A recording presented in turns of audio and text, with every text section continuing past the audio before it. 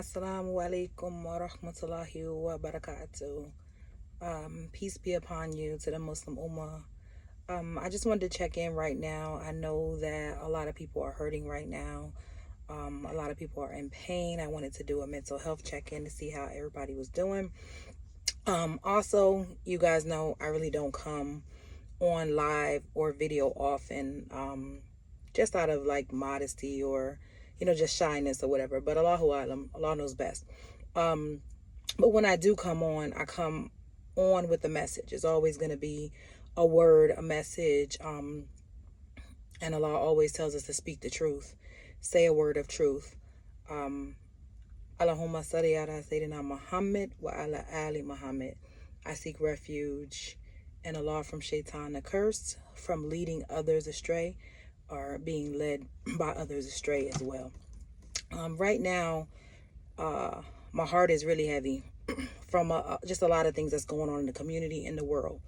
But in general, I was going to make a post about the passing of our Imam Jamil Al-Amin radiallahu anha, who was prolific, who is a martyr of Allah.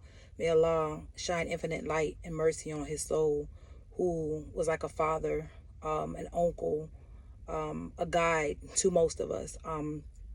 As I said before, this is really, really personal because I just want to give a little bit of information. I feel like I can never do it justice, but my Ummi, Sister Sadaka, made hijrah from New York in 1989 when I was 10 years old.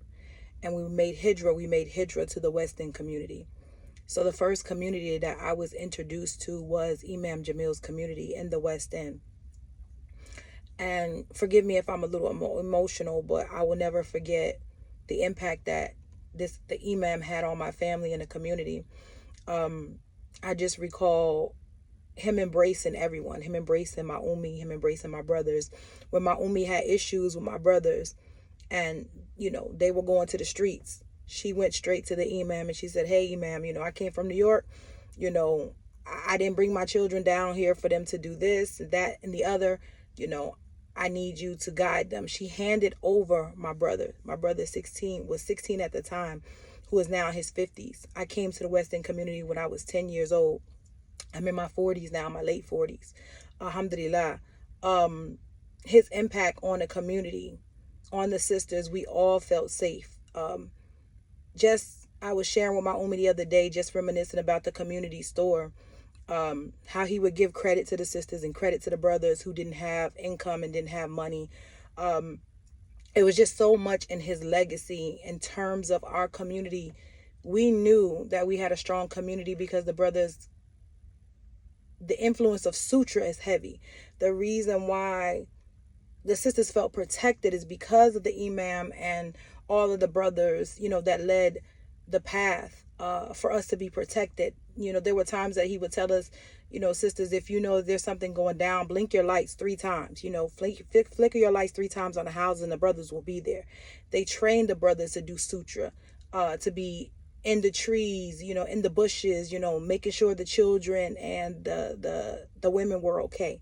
So this is the foundation, the Jamaat that we came from. And so, to hear of the Imam passing, may Allah grant him Jannatul Firdaus and shine infinite light on him. Excuse me if I'm fluttered.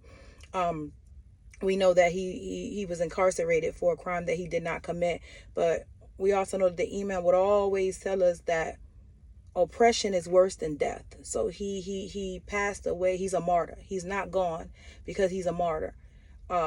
And Allah tells us that the martyrs are still living. So I know that this is heavy on our hearts, heavy on our souls, and I'm asking everyone to do Sadaqah Jariyah on his behalf, as I would ask people to do Sadaqah Jariyah on the behalf of my loved ones who passed away. And inshallah, do Sadaqah Jariyah on his behalf, recite Quran, check in on his family. I know right now this is a lot on everybody's heart and everybody's mind right now, but one of the things that I wanted to really primarily talk about is the togetherness. I remember back in the day, the being a part of the National Jamaat, where people would have bayat, where Imam Luqman's community and Imam Jamil's community and other communities, where they would send their sons and, to the Imam for him to help raise, and daughters and things of that nature. And had we had a bind. We have a strong bond and an attachment to each other. So we would caravan. I remember caravanning from Detroit to Atlanta, from Atlanta to Detroit for the riadas and things of that nature, getting together. If there was anything that man, woman, and child needed, Imam Luqman radiallahu anha would caravan. He would pull up on the sisters and make sure that he was a mahra for them, things of that nature, and make sure they had food, clothing, and shelter. Such as Imam Jamil and all the other imams. I can't name all of them. I just know who I came up under in the leadership when I was younger. And alhamdulillah, that led a foundation, a strong foundation for me and my family, to be raised in a community from 10 years old, and to be able to raise my children in a community. That gave us the foundation. Like I said, when I came from New York, I met my first Muslim friend who showed me how to wrap my hijab. At the time, her name Shanti, everybody pretty much knows her. Showed me at 10 years old how to, be grateful to be a Muslim, to be humble, to have modesty and respect as a Muslim, and to honor the hijab. So I'll never forget these moments. And there's so many things that I can't think of, but my brothers were basically raised by the Imam. Myself, of course, being a woman, I was more inside. But, this is really hard on a lot of people. I know his family. My heart goes out to Sister Karima, Ali, and Kyrie. I make a dua for you every day. Inshallah, we know that your father has led a legacy, and Kyrie has picked up the torch, and we should support him in any way that we can. But one of the things, again, I want to go back to is I just want to know, is anybody caravanning? Is anybody caravanning from Atlanta and other places to Florida for the janazah? Because, again, this is what I'm used to. When the call was made, when the call was put out, it was always answered in the community. And so people of the older generation is passing away. So it's time for my generation and under to step up. If you haven't already been doing the things in the community or whatever, to step up. And, I know that people fall off, things happen. Myself, I've been dealing with a lot of different situations and struggles in my family, deaths, things in that nature. But I know it's a test from Allah. But I just want to know who's caravanning, who is caravanning from Atlanta to Florida. Is anyone going? Are we coming together as a community, as an ummah, to give the Imam his rights? I'm definitely trying to figure this thing out, because, I'll be willing to caravan last minute or whatever the case may be. But I'm just trying to find out, because at this moment, I don't feel like some sisters should not be going alone, especially with this situation. We always had the Jamaat to protect us. So I just want to say, checking in on everybody's mental health. Keep up your du'as, your tawakkul to Allah, get up for tahajjud. This reminder is to myself as well. But I just wanted to say that, I could not go another day without saying anything. Just reminding people of the community of the Jamaat, of the legacy of where we came from.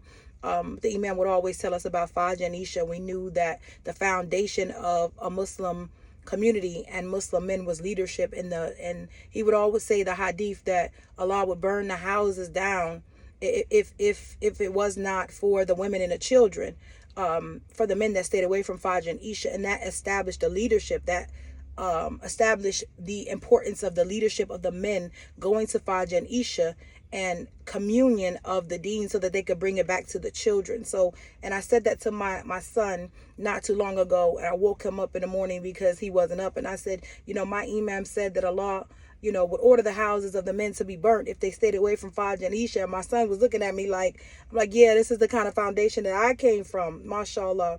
But sending love and light to everybody out here. There's a lot of other elders that we have lost in the community, and I don't want to make light of that situation, but I just wanted to share my experience in my community with Imam Jamil Al-Amin, and how he was a father to many of us, including myself, my brothers, cousins, even my niece. A lot of people who were not Muslims were covered up under his protection.